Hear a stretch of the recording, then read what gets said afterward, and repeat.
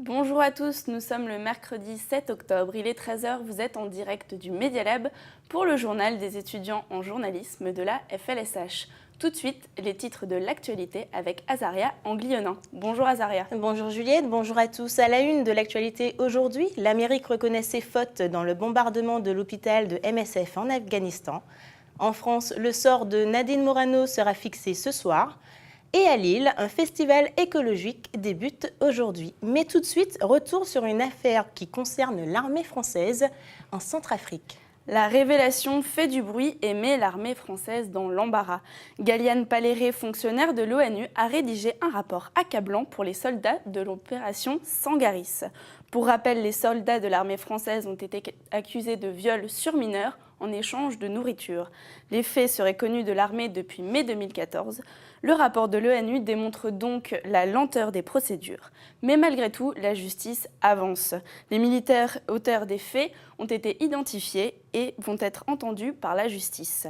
L'Amérique plaide coupable, Azaria. En effet, Juliette, l'hôpital de MSF bombardé par erreur. Le général américain commandant la mission de l'OTAN en Afghanistan a reconnu hier la responsabilité des forces américaines dans l'attaque tragique de l'hôpital de Kunduz.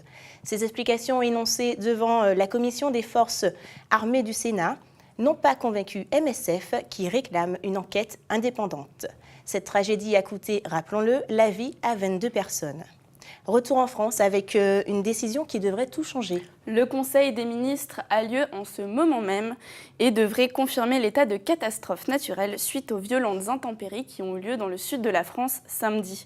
Les assurés disposeront de 10 jours pour déclarer leur sinistre et les indemnités devraient tomber dans les 3 mois. Cette déclaration concerne donc 14 communes des Alpes-Maritimes et 18 communes du Var. Le verdict tombera ce soir pour Nadine Morano. En effet, après les déclarations polémiques, place à la sanction politique. L'eurodéputée Nadine Morano risque de perdre ce soir son investiture régionale en Meurthe-et-Moselle après ses propos sur la race blanche en France. Sommée par Nicolas Sarkozy d'exprimer ses regrets, Nadine Morano a encore quelques heures pour exprimer ses excuses. Et une campagne de prévention lancée par le gouvernement. Une campagne choc est lancée aujourd'hui par des parents de jeunes Français partis faire le djihad en Syrie. Plusieurs spots délivrant les témoignages de ces fameux parents seront donc diffusés sur plusieurs chaînes de télévision. Véronique, Baptiste, Salia ou encore Jonathan racontent leur détresse et la difficulté de leur situation. Chaque spot renvoie au numéro vert 0800 005 696 mis en place par le gouvernement pour signaler les cas de radicalisation, une mesure de plus pour faire réagir les jeunes qui se radicalisent. Et zoom dans le Nord avec un nouveau sauvetage de migrants. Oui Juliette, une découverte pour la moins déconcertante. Ce matin à 8h15, 11 migrants ont été retrouvés vivants dans un camion-citerne chez le spécialiste du film plastique RKW Rémi de Soltin dans le Nord. Il s'agit de 11 migrants adultes qui pourraient être d'origine syrienne.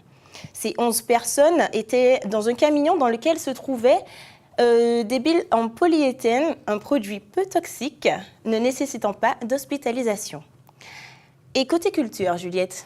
Ce mercredi à Lille commence le festival Ecoliwood. Les fondateurs Laetitia Coudrac, Philippe Saint-Pé et Hervé Hazard n'ont pas attendu la COP21 pour défendre leurs idées sur le climat. Cela fait 5 ans maintenant que le festival propose du concret avec des films engagés. Et l'écologie n'est pas un hasard. Comme l'explique Philippe Saint-Pé, il voulait véhiculer par l'image des valeurs comme le respect de l'environnement, de l'humain et de la solidarité. Fin de citation. Une disparition pour le monde du ballon rond. C'est une triste nouvelle pour le monde de football. Ce matin, la mort de Dominique Dropsy, ancien gardien de but de l'équipe de France, a été annoncée ce matin par le club girondin de Bordeaux sur les réseaux sociaux. Souffrant d'une leucémie depuis mars 2011, le triple champion de France et vainqueur de 2 Coupes de France avec Bordeaux s'en est allé à l'âge de 63 ans. Ayant pris sa retraite en 1989 après 596 matchs de D1, il s'occupait de l'entraînement des gardiens chez les Girondins.